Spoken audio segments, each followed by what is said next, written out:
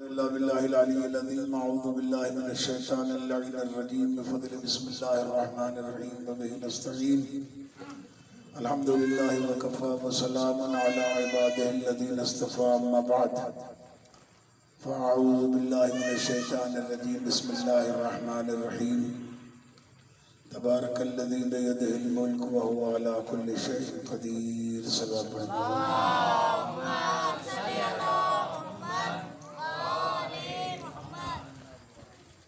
آج ہمارا یہ تیسرا دورہ درس ہے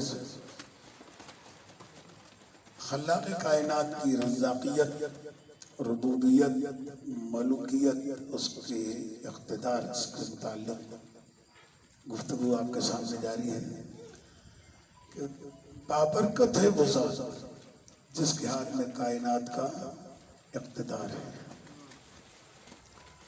اگر انسان اللہ کی قدرت اور اس کے اقتدار کو سمجھ لے تو سارے مسائل حل ہو جائیں۔ پہلی چیز یہ کہ جو ہمیں بنیادی طور کے اوپر تعلیم توحید کے حوالے سے دی جاتی ہے وہ ہے خلاق کائنات کا وجود۔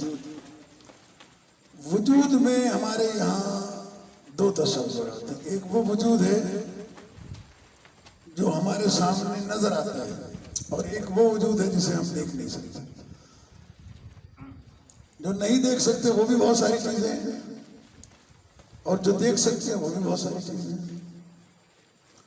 خلاق کائنات واجب الوجود ہے، ہر وجود کے لیے کوئی سبب ضروری ہے، باپ کا ہونا ضروری ہے، ماں کا ہونا ضروری ہے، خالق کا ہونا ضروری ہے، لیکن خلاق کائنات کا جو ذکر ہے وہ واجب الوجود، یعنی نہ اس کے باپ ہے نہ کوئی اس کے اولاد ہے۔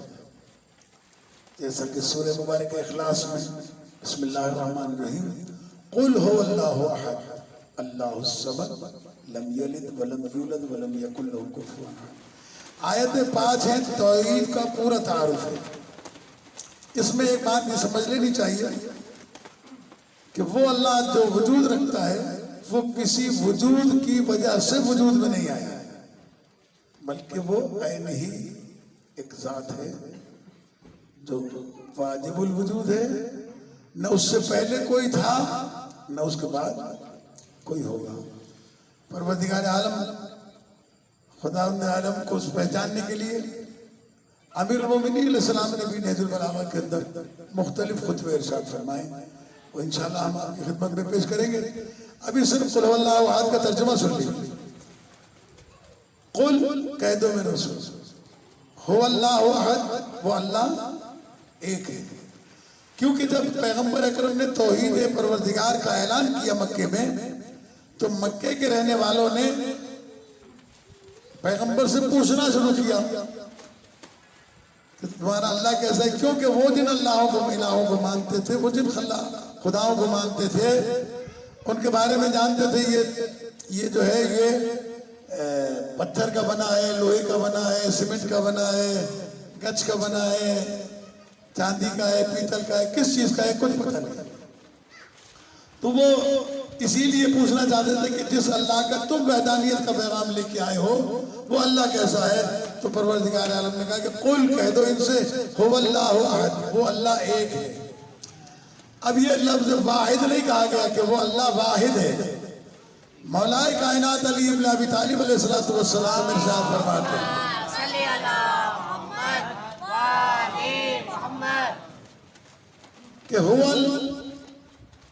الاحد بلا عدد، وہ اللہ ایک ایسا ہے جو عدد میں شمار نہیں ہو سکتا۔ واحد کا تسنیہ ہوتا ہے، تسنیہ کا جمع ہوتا ہے، ایک کے دو، دو کے تین، لیکن احد اسے کہتے ہیں کہ جو نہ دو ٹکڑوں کو جوڑ کر ایک کیا گیا ہو اور نہ ایک کو توڑ کر دو کیا جا سکتا ہو، اسے احد کہتے ہیں۔ تو اللہ نے کہا قل هو اللہ احد، کہہ دو کہ وہ اللہ یکتا ہے، ایک ہے۔ کیسا ایک ہے؟ اللہ الصمد، وہ ایسا ہے، ایک ہے، صمد ہے۔ صمد کہتے ہیں اس ٹھوس چیز کو کہ جس میں نہ کوئی چیز داخل کی جا سکے اور نہ اس میں سے کوئی چیز نکالی جا سکے۔ تو اس کی مثال پھر پروردگار عالم نے دی کہ لم یلد ولم یولد، وہ ایسا صمد ہے کہ نہ اسے کسی نے پیدا کیا ہے اور نہ اس سے کوئی پیدا ہونے والا ہے۔ ولم یکن لہ کفوا احد، اور وہ اللہ ایسا ہے جو اس کا کوئی ثانی نہیں ہے، اس کا کوئی ہمسر نہیں ہے، وہ احد ہے۔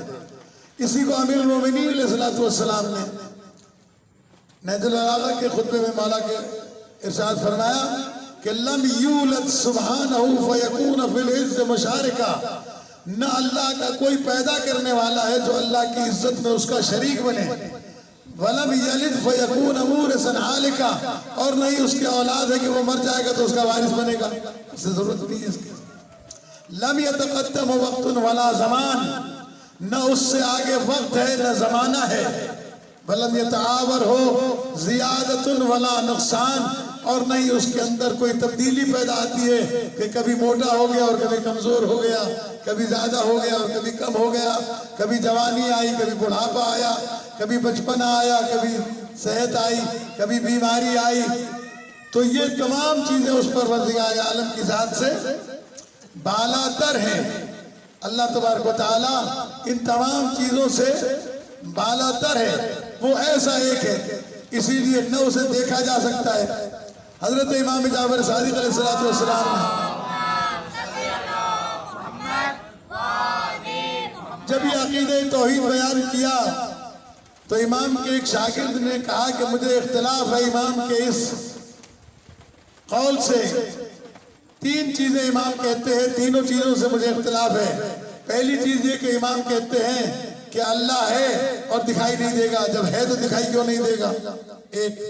نمبر دو، امام کہتے ہیں کہ ہر کام انسان اپنے اختیار سے کرتا ہے، کچھ کام انسان اللہ کے اختیار سے کرتا ہے، تو انسان کے بندے بس میں کچھ نہیں، سب کام انسان اللہ اپنے اختیار سے کرتا ہے، نہیں بلکہ سب کام اللہ کراتا ہے اس سے۔ تیسری چیز یہ ہے کہ کوئی کام انسان اپنے ارادے سے نہیں کرتا، اللہ اس سے وہ کام کراتا ہے، تو جو ہے دیکھنے میں کیوں نہیں آئے گا۔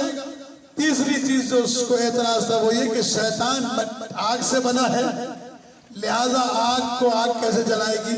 امام کہتے ہیں کہ شیطان کو آگ میں جلنا پڑے گا۔